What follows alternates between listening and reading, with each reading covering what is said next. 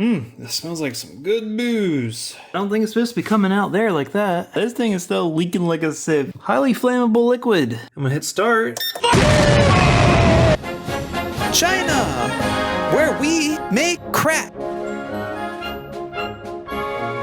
This has been a tool I've always wanted, but never had a good enough reason to spend the money just for it. Because it's one of those specialty tools that you don't necessarily use all the time. However, it's one of those tools that when you need it, it's nice to have it. I always wanted one of them. It's one thing being able to clean fuel injectors outside of a car, but it's another thing to test them and make sure they are flowing the way they need to. You can flow match the injectors and you can check the spray patterns. So let's pop the lid and see what we got. Wow, I'm actually impressed with the packaging. You know, Chinese made stuff, a lot of it's cheaper for a reason, but from a packaging standpoint, I'm thoroughly impressed. But we don't care about how it's packaged. We care about how it works, which we're gonna get to sooner or later, but figured I'd do some of the nitty-gritty unboxing. And there's a little, I guess a fuel rail, I guess, with a little pressure gauge on there. That's cool. A little funnel. I'm not sure what that's for, but we're gonna find out. And then, this is the unit itself. All right, here it is. Oh my goodness. I'd be lying to you if I told you I thought this was smaller. This is actually a lot bigger than I was expecting. Totally what she said, but in all seriousness, no, this is a lot bigger than I thought. This is a nicely constructed tool. These are metal sides. It's mostly metal construction. So considering for what I paid so far, I'm happy with the packaging. I'm happy with the build quality. We still need to test it and make sure it works. So the cool thing is with this, not only do you test it, but it has a mini ultrasonic cleaner with a tray to hold injectors in. So of course there is some assembly required, as we've seen here. But let's finish unboxing this and see what is all in here. So, there's a lot of stuff in here, a lot of different wiring. Okay, there's a plug.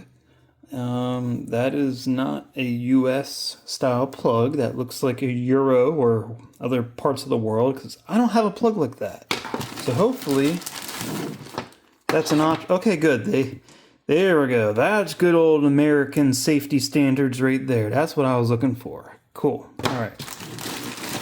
They got everyone covered. International, man.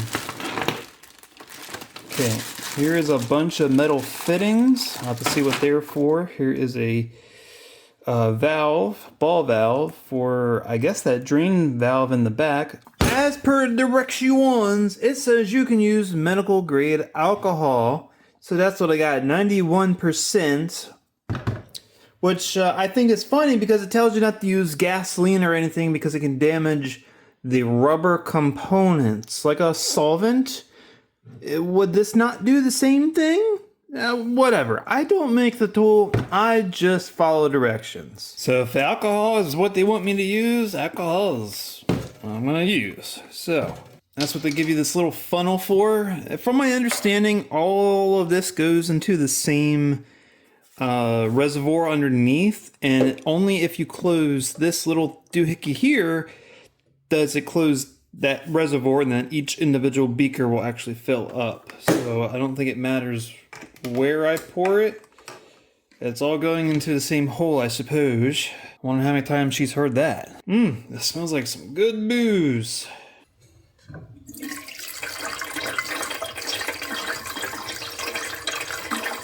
Well, that's not good. I don't think it's supposed to be coming out there like that. Alright, so check this crap out. This thing is still leaking like a sieve, and I'm trying to figure out what's going on. So back here, you install this little valve, and I thought this was the drain valve for the fluid that goes into here. This is the holding tank for it. So I popped the valve off, and I'm like, what the hell? Ain't nothing coming out. So then I opened the side case up, and I realized, okay, there's a tube going back there. You can see it goes back there, and then if you follow that tube, it goes right there, and that's it, right there. It's supposed to go right here, and it's not. But that's for the ultrasonic tank. That's not for this tank. Furthermore, I'm trying to understand how this is leaking, and this little pump has this rubber gasket right here that it all sits on. And you can see it's very loose. It doesn't take much to lift it up. So there's not a good enough seal right here. So if you tilt this one way or the other, it's coming out the top if it's overfilled. And I may have overfilled it a little bit, and that's what was happening. But you can see this is still full of highly flammable liquid. But I think I'm gonna tighten some of this stuff down and make some things better and connect that where it needs to go. And then hopefully after it dries out, it'll be good enough to work.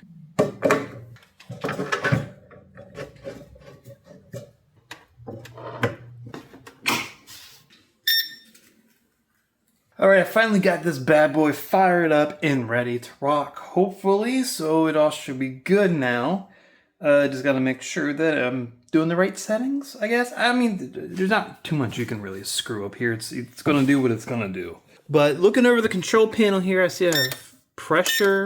Really, what I would love to know is leak checking, shifting, acceleration. Probably acceleration test, right? Or high speed test. I'm gonna hit start.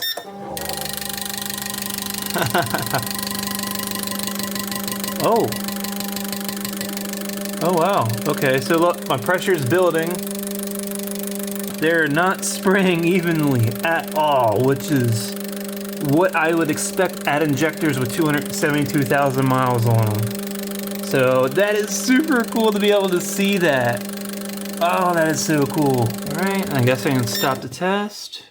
And if I lift this up, yep, it allows all that liquid to drain back down in there. Now I'm gonna run a full blast test on these bad boys because I gotta get a baseline on how they flow at max volume.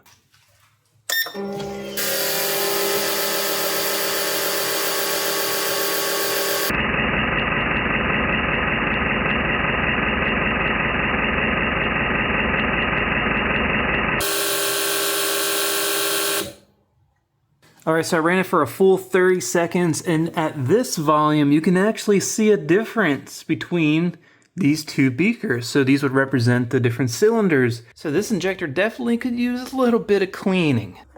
That is so cool, man. I am so happy to have this tool. I don't know how much I'm gonna use it, but at least for the moment, I am very well enjoying it.